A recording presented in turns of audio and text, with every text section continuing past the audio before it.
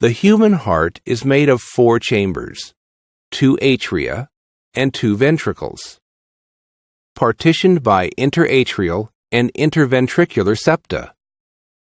The right and left atria are the receiving chambers for blood and are located above and to the right of the corresponding ventricles. The ventricles are the ejection chambers and pump blood into the systemic and pulmonary circulation.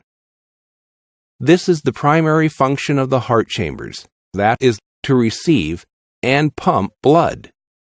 It also ensures that blood goes through a pulmonary circulation for oxygenation before entering the systemic circulation. This is enabled by a system of valves. All the 4 chambers are seen from the anterior view. This surface, also called the sternocostal surface, is mainly formed by the right ventricle. Above and to its right is the right atrium. The right border and the right surface of the heart are formed entirely by the right atrium. The right atrium receives the superior vena cava and the inferior vena cava along its right border. It also receives the coronary sinus. The right atrium communicates with the right ventricle by the tricuspid valve. Above and to its left is the left atrium, separated by the interatrial septum. The left atrium is also slightly posterior to the right atrium, and hence, only a part of it is seen in this view. Moreover, it is overlapped by the aorta and the pulmonary trunk anteriorly. The upper part of the left border of the heart is formed by the left atrium. The left atrium receives the 4 pulmonary veins on its posterior wall. Inferiorly, it communicates with the left ventricle through the mitral valve.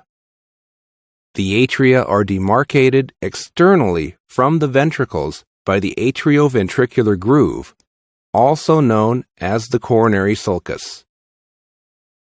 This groove encircles the heart and can be traced in the anterior as well as the inferior surfaces. On the anterior view, it runs obliquely downwards and to the right towards the inferior border.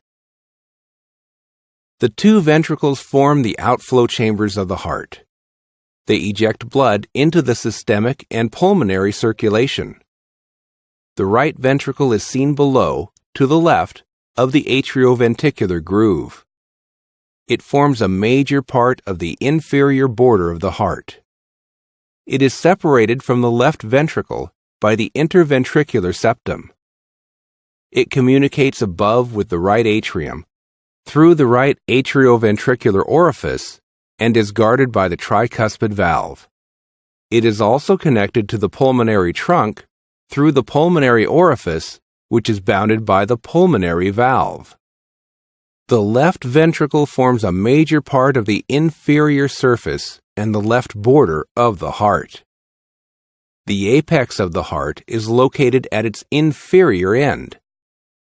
On opening this chamber, it is found to communicate with the left atrium through the left atrioventricular orifice, which is bounded by the mitral valve.